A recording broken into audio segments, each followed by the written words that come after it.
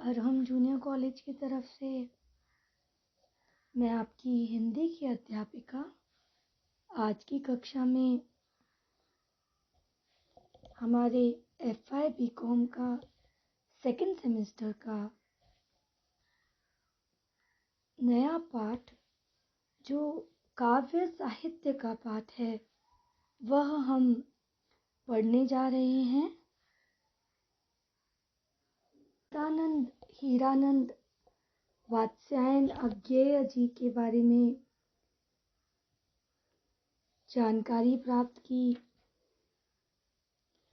यह जो कविता हम पढ़ने जा रहे हैं कलगी बाजरे की, यह अज्ञेय जी के काव्य संग्रह हरी घास पर क्षण भर से लिया गया है, जिसका प्रकाशन 1949 में हुआ था।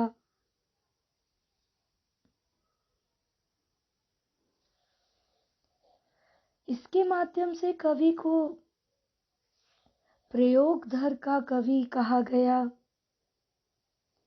अज्ञेय जी ने इस कविता के माध्यम से पुराने उपमानों का विद्रोह किया है तथा काव्य के क्षेत्र में नए उपमानों का प्रयोग किया है। यह कविता मूलतः प्रेम और प्रकृति को अभिव्यक्त करती है। कवि इस कविता में प्रेयसी को किसी प्रकार के रीतिकालीन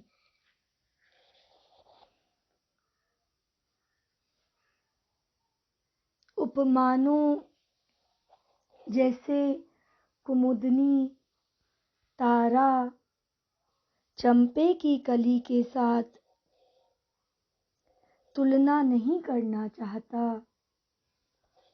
वह कहते हैं कि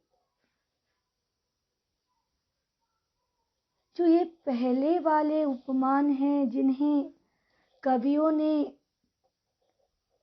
बहुत प्रयोग किया है, वह सारे अब मैले से प्रतीत होते हैं, घिसे से प्रतीत होते हैं। वह अपनी प्रेयसी को घास से या बाजरे की कलगी से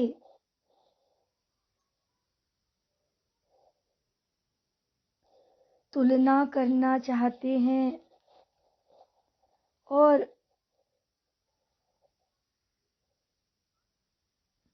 कहते हैं कि इससे उनका प्रेम कहीं अधिक विस्तृत व फैला दिखाई देता है।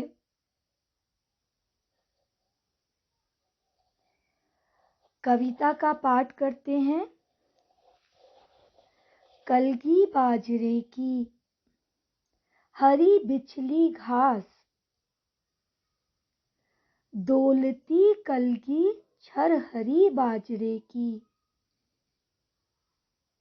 अगर मैं तुमको ललाती सांझ की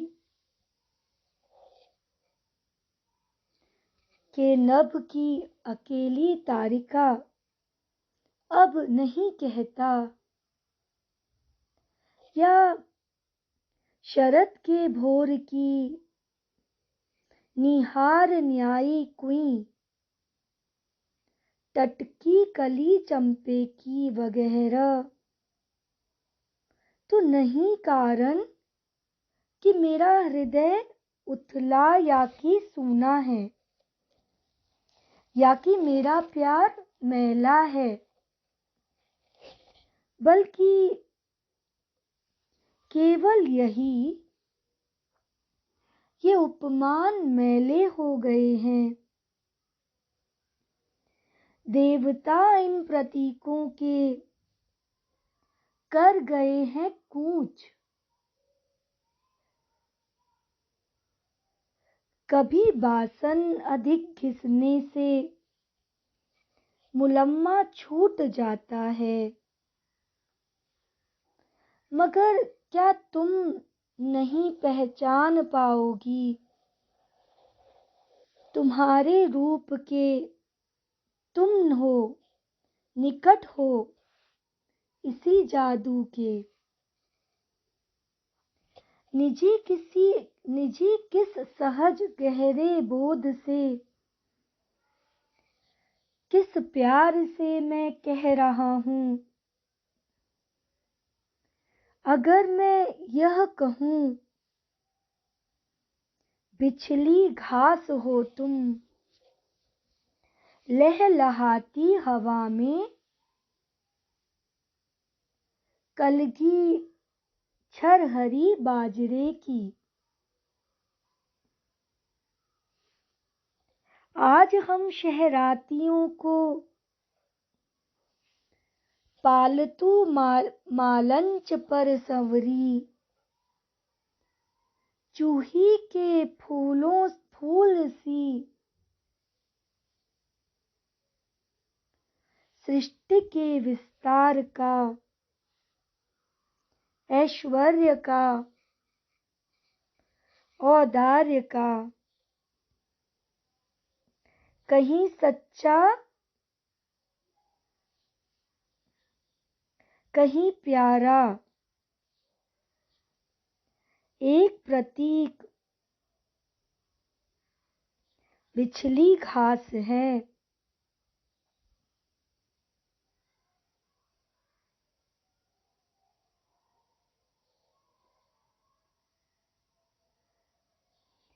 या शरद की सांझ के सूने गगन की पीठिका पर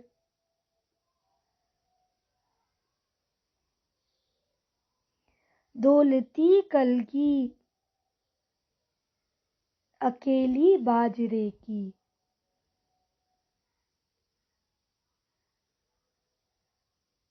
और सचमुच इन्हें जब जब देखता हूँ, यह खुला वीरान संस्कृति का घना हो सिमट आता है।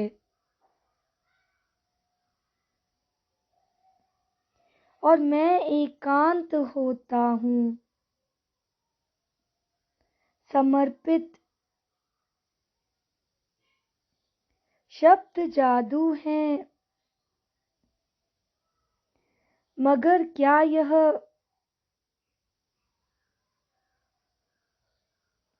समर्पण कुछ नहीं है?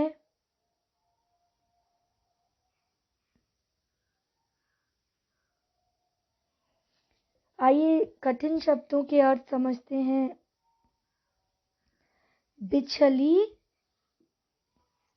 फिसलन भरी, चिकनी।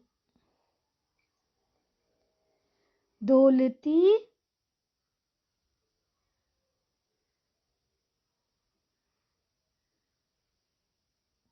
हिलती हुई।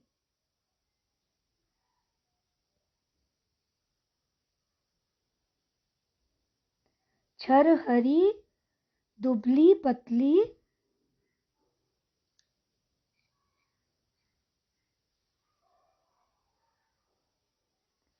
ललाटी, ढलते सूर्य के समय।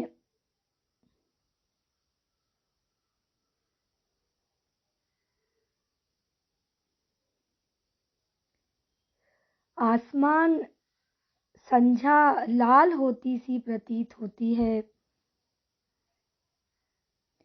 नभ आसमान,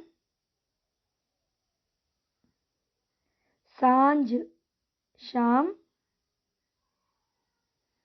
भोर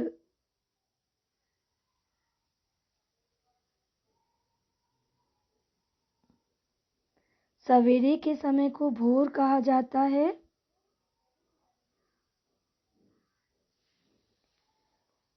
टटकी ताजा खिली हुई कुई एक जलीय पौधा होता है जिसे कुमुदनी भी कहा जाता है। वह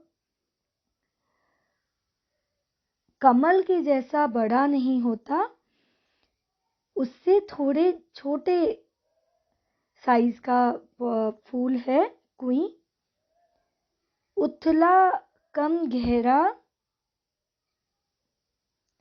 उपमान, देखिए उपमा अलंकार में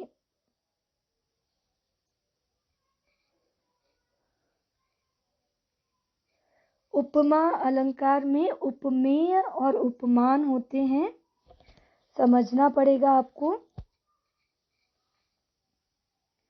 उपमेय का अर्थ होता है जिस वस्तु या व्यक्ति के बारे में बात की जा रही है, और उपमान होता है जिस वस्तु से, प्रसिद्ध वस्तु से तुलना की जा रही है। देखिए यहाँ पर अगर मैं आपको एक उदाहरण दूं, सागर सा गंभीर हृदय, तो यहाँ पर जिस वस्तु या व्यक्ति की बात की जा रही है वह है हृदय, तो हृदय हो गया उपमेय। और सागर सा, सागर एक प्रसिद्ध वस्तु है, उससे तुलना की जा रही है, तो सागर हुआ उपमान। बासन का अर्थ है बर्तन। मुलम्मा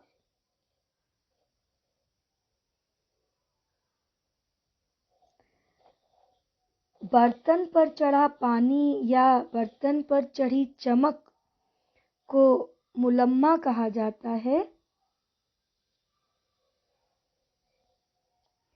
शहरातियों, शहर में रहने वाले लोगों को शहरातियों कहा जाता है। मालंच, मालंच एक बंगाली शब्द है जिसका अर्थ है फूलों का बगीचा। कूच करने का अर्थ है पलायन कर जाना, प्रस्थान कर जाना।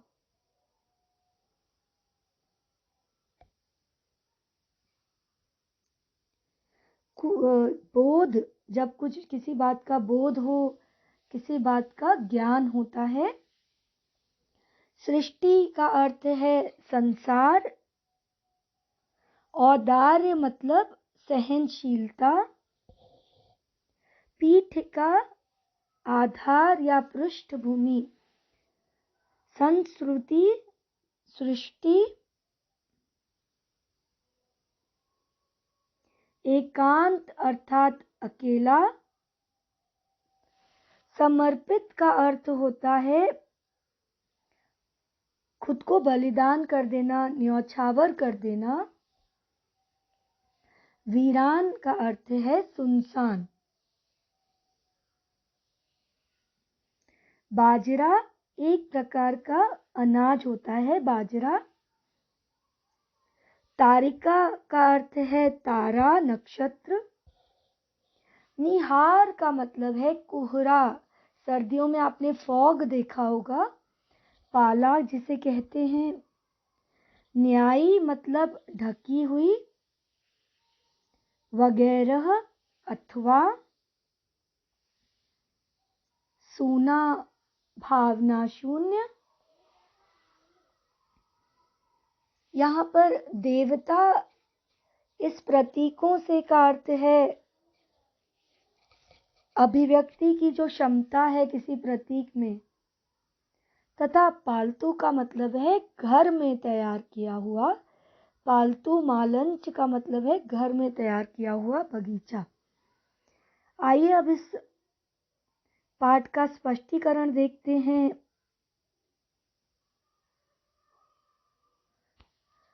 कलगी बाजरे की हरी बिछली घास, डोलती कलगी छरहरी बाजरे की।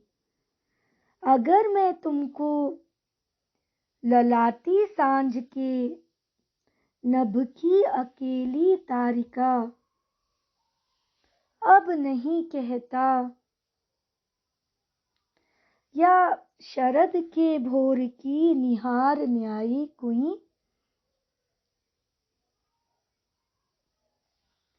टटकी कली चंपे की वगैरह तो नहीं कारण कि मेरा हृदय उथला या कि सूना है, या मेरा प्यार मैला है, बल्कि केवल ये उपमान मैले हो गए हैं।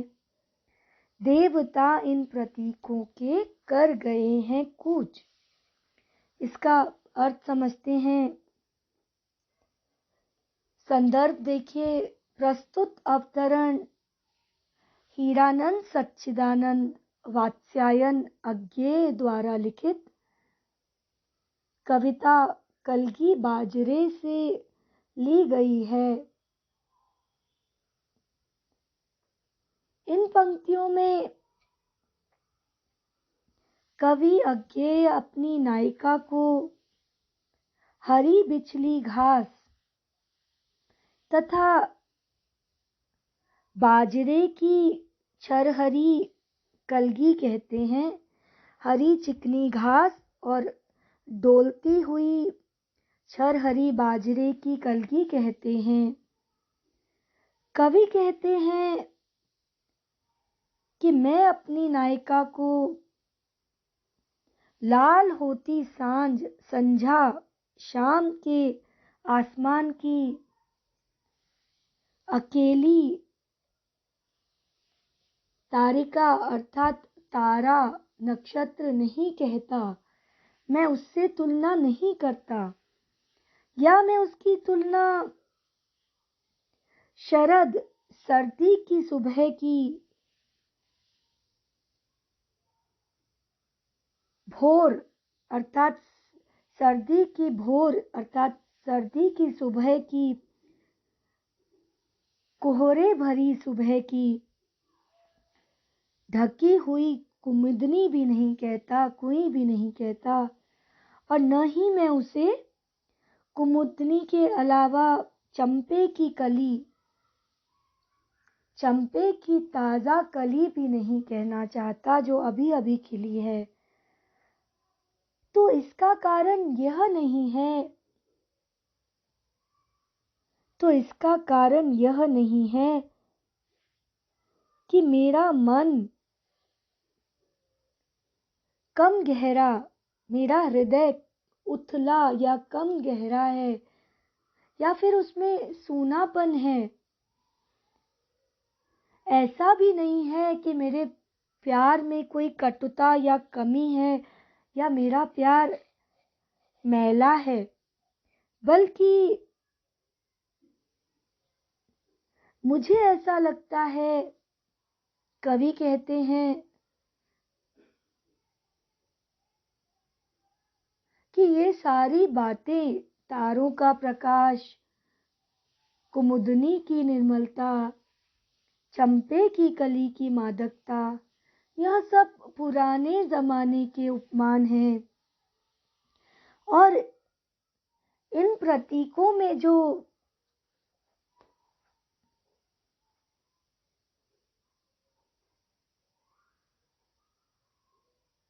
देवता थे, जो क्षमता थी, अब वह इन प्रतीकों में से कूच कर गई है। तो अब यह उपमान मैं अपनी प्रेमिका के लिए नहीं प्रयुक्त करूंगा। अगली पंक्तियां देखते हैं।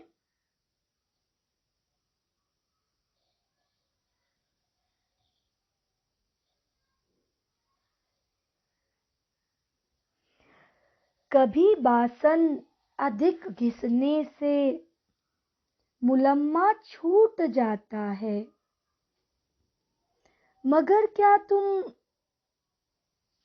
नहीं पहचान पाओगी तुम्हारे रूप के तुम हो, निकट हो इसी जादू के।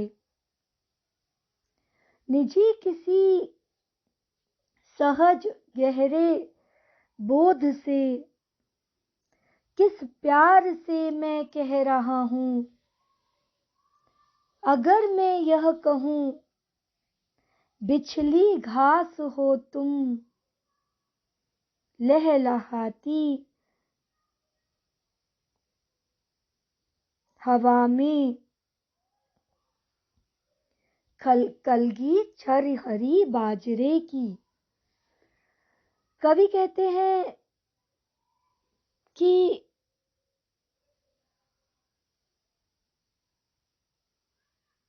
ये सारे जो प्रतीक थे, ये सारे जो उपमान थे, वह अब मैले पड़ चुके हैं। जैसे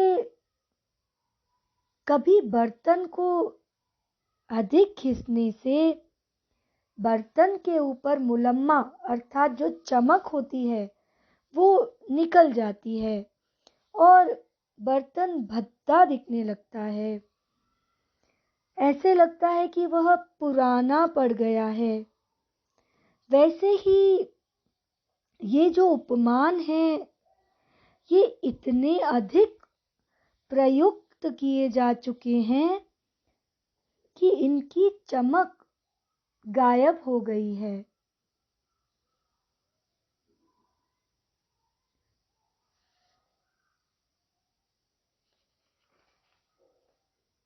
तथा कवि कहते हैं कि जिस प्रकार तुम्हारे रूप पर क्या तुम मेरा यह प्यार पहचान पाओगी, तो मैं ये कहता हूँ कि तुम्हारे रूप के निकट जो तुम्हारे रूप का जादू है, तुम हो, निकट हो इसी जादू के। निजी किस सहज गहरे बोध से क्या तुम समझ सकोगी कि मेरे प्रेम का सच्चाई, मेरे प्रेम के अंदर कोई कमी नहीं है। किसी निजी किस सहज गहरे बोध से मैं किस प्रकार तुम्हें अपना समझ के, किस भाव से तुम्हें यह कह रहा हूँ, किस प्यार से तुम्हें मैं यह कह रहा हूँ। कवि कहते हैं कि अगर मैं यह कहूँ कि तुम्हें बिछली घास या लहलहाती हवा में लहराती कलगी छरहरी बाजरे की कहूँ, तो क्या तुम मेरे प्रेम को, क्या तुम मेरे स्नेह को, क्या तुम मेरे आशय को समझ सकोगी? क्या तुम मेरे मन में छुपी इन भावनाओं को, उसमें छुपे तुम्हारे प्यार को समझ पाओगी? इन पंक्तियों का विशेष देखें तो उपयुक्त पंक्तियों में कवि ने नायिका के लिए नए नए उपमानों का प्रयोग किया है। अगली पंक्तियां देखते हैं। आज हम शहरातियों को अर्थात आज हम शहरवासियों को पालतू मालंच पर अपने ही द्वारा संवारे गए बगीचे पर सुंदर सजी हुई जूही के फूल से सृष्टि के विस्तार का, ऐश्वर्य का, औदार्य का, कहीं सच्चा कहीं प्यारा एक प्रतीक बिछली घास है, या शरद की सांझ के सूने गगन की पीठिका पर डोलती कलगी अकेली बाजरे की। आगे कवि कहते हैं, पहले संदर्भ देख लेते हैं। प्रस्तुत अवतरण अज्ञेय जी द्वारा लिखित कलगी बाजरे की कविता से उद्धृत है।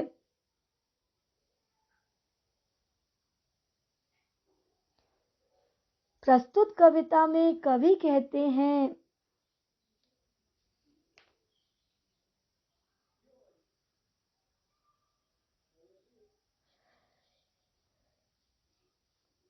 कि आज हम शहरवासियों के जीवन का सौंदर्य बोध बदल गया है। आज हमें अपने बगीचे में संवरी हुई जूही की, गमले में खुली हुई जूही में ज्यादा सौंदर्य नजर आता है। हमें ऐसा लगता है कि सृष्टि का सारा सौंदर्य इस जूही के फूल में सिमट आया है। सृष्टि के ऐश्वर्य और औदार्य में यदि सौंदर्य को देखना है तो वह सच्चे अर्थों में पिछली घास तथा डोलती बाजरे की कलगी में ही दिखाई पड़ेगा। कवि कहते हैं कि जैसे जैसे संसार का विस्तार हुआ, वैसे वैसे सहनशीलता का प्रतीक, कहीं सच्चा कहीं प्यारा एक जो प्रतीक है इस पृथ्वी की, इस संसार के ऐश्वर्य का, तो वह है यह बिछली घास।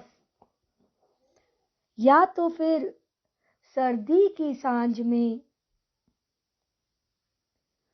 सूने गगन की, सूने आसमान की पृष्ठभूमि पर हवा से लहलहाती डोलती बाजरे की कलगी में ही सुंदरता है। अज्ञेय जी ने बिछली घास तथा डोलती कलगी,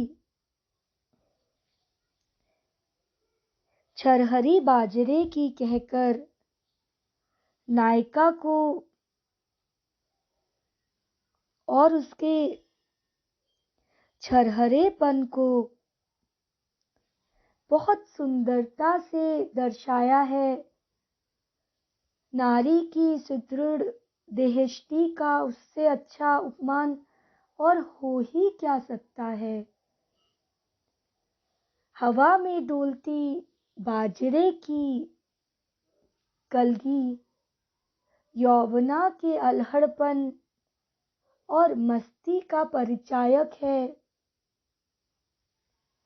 अगर विशेष देखेंगे तो इन पंक्तियों में कवि ने नायिका को नवीन उपमानों के प्रयोग से बहुत ही सुंदरता से दर्शाया है। अगली पंक्तियां हम अगली कक्षा में पढ़ेंगे। आज की कक्षा का समय समाप्त होता है।